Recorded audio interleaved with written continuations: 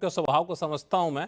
अगर कम से कम उनकी बातों को मानता हुआ हम लोग दिख जाएं तो उनको लगेगा चलो हमारी बात तो मान रहा है, कम से कम भले ही सारे पे नहीं कुछ 90% पे ही कम कर दिया। ये स्वभाव को ज़्यादा अच्छे से थॉमस मैथ्यू साहब समझते हैं, उनके पास जाऊंगा मैं। लेकिन सुनील सुब्रमण्यम साहब को जोड़ूंगा, चूंकि ये ट्रंप के इस हड़कंप का सबसे ज़्यादा असर और तात्कालिक असर जो दिख रहा है वो है शेयर मार्केट पे। एक इंडिकेशन है कि बड़ा लोग घबराए हुए हैं। तो सुनील सुब्रमण्यम साहब, आप इसके असेसमेंट को कैसे देख रहे हैं, क्योंकि आप तो डेटा के साथ खेलते हैं, डेटा पे बहुत नजर रखते हैं। तो पहली बात है कि मेरा मानना है कि देखिए, ये जो हम टैरिफ लगाते हैं ना, इंपोर्ट ड्यूटी, वो इसीलिए कि हम डोमेस्टिक इंडस्ट्री को एंटी डंपिंग डंपिंग से प्रोटेक्ट करना चाह रहे हैं। ड्यूटीज क्यों लग, क्योंकि सस्ते में बाहर से प्रोडक्ट आए, डोमेस्टिक इंडस्ट्री कॉम्पिटिटिव, वो अपने प्रोडक्ट डोमेस्टिक नहीं बेच पाएगी। सिंपल सी बात है। अब हमारे लिए बात यह है कि सिंपल कि आज $40 बिलियन का हमारा ट्रेड सरप्लस है अमेरिका के साथ, इसीलिए वो हर्ट हो रहा है। तो बात सिंपल है कि ये $190 बिलियन का टोटल ट्रेड में 40 हमारे फेवर में है, यानी डिफिसिट में है, अमेरिका को हमारी सरप्लस है। अब ये $500 बिलियन की जो 2030 तक, यानी 5 साल बाकी है, उसमें डबल करने, तो क्या करेंगे, कैसे करेंगे डबल?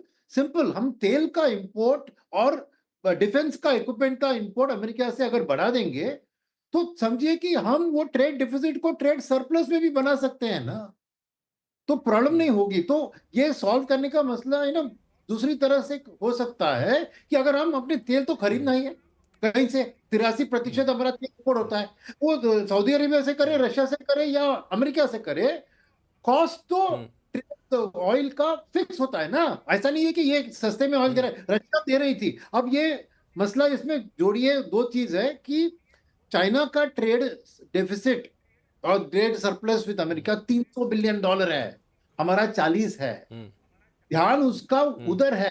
तो हमारे यहाँ पर आज भी कांग्रेस के इसमें उसने कहा कि इंडिया 100% लगाती है, ये सब जैसे मैथ्यू साहब ने कहा कि वो एक स्मार्ट बिजनेसमैन है, वो ऐसे कुछ डाल रहे हैं ताकि लोग को लगे, बट ग्राउंड लेवल पे मेरा मानना है कि हम ज्यादा तेल और डिफेंस उधर खरीदेंगे तो ओवरऑल हम इस रेसिप्रोकल टैरिफ से बच सकते हैं, क्योंकि थोड़ी दिन के लिए अगर हम ट्रेड सरप्लस बनते हैं अमेरिका वर्सेस इंडिया, क्योंकि तेल खरीद रहे हैं, तो ये सॉल्व हो जाएगा। सेकंड प्रॉब्लम क्या है कि स्टॉक मार्केट की बात किया आपने, देखिए कल ही एड्रेस हुआ, आज स्टॉक मार्केट ऊपर थी, हैरान की बात है ना।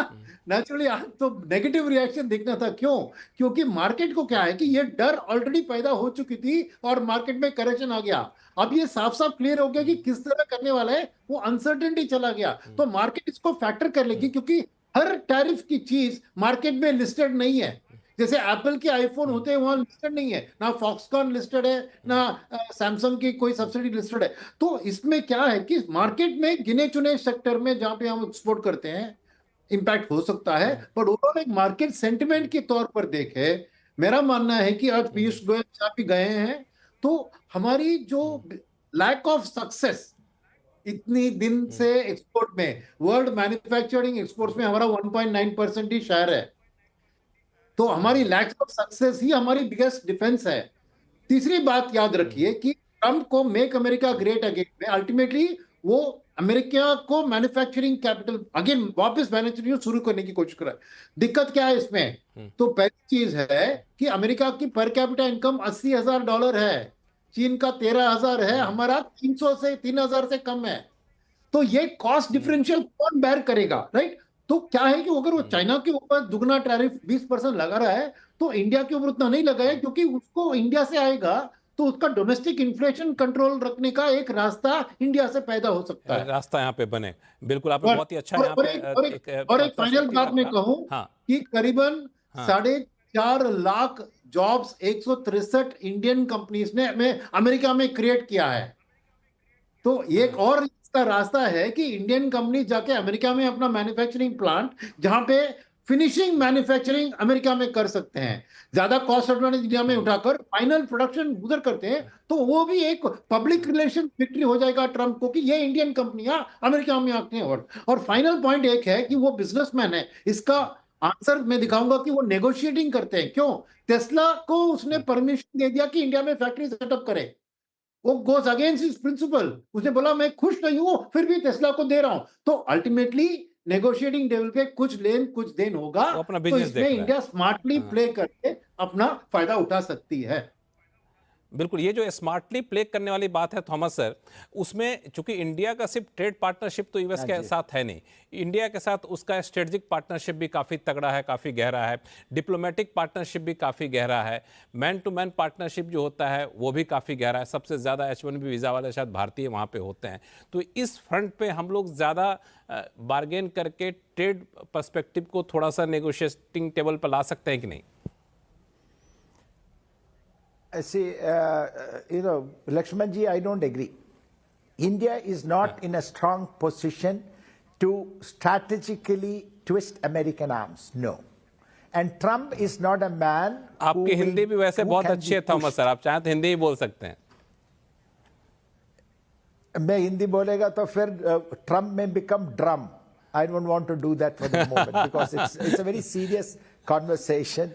Lakshmanji, what I'm trying to tell you is that, we are, there, we talk about great strategic relation between India and the US. Honestly, we have certain level of strategic relations, but our strategic relations are not so important for the United States. It may be more important for India, as a matter of fact.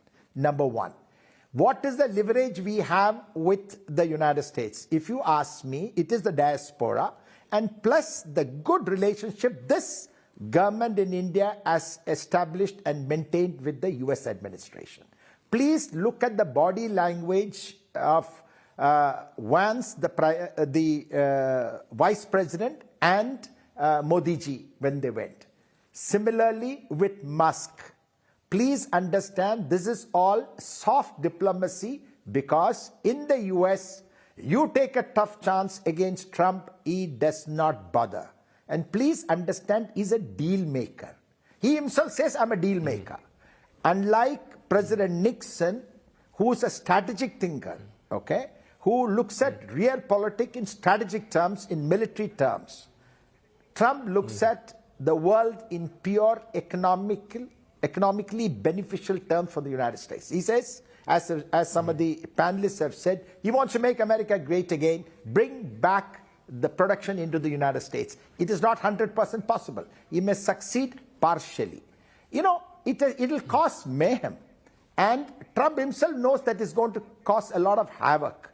But after that, he will sit down and deal with every country and finally extract something from them, give a little bit, and at the end of the day, America will gain.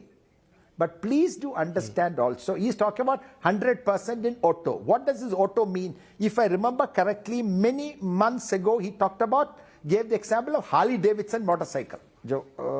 Everybody knows about Harley-Davidson, that we impose about 100% duty on Harley-Davidson motorcycle.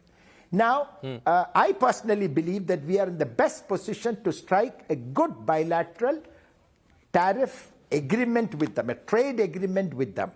And if we proceed the way we are, I think we'll be in a good position. Let me tell you something. He's going to come down very hard on Mexico. He's also come down hard on Canada with 25% tariff. He's also going to come down strongly on China. China also is going to take reciprocal action. So when the two giants fight, we'll have a lot of opportunity to fill in the gaps in the United States.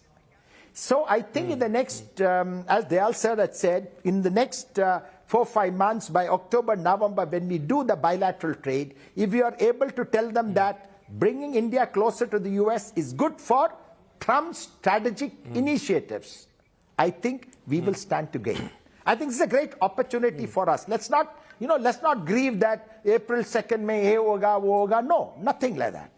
Please understand there is also no piecemeal agreement in this. It has to be a holistic agreement with India focused on deriving more benefit from this chaos which is going to happen in the next 4, 5, 6 months. This is my personal point of view.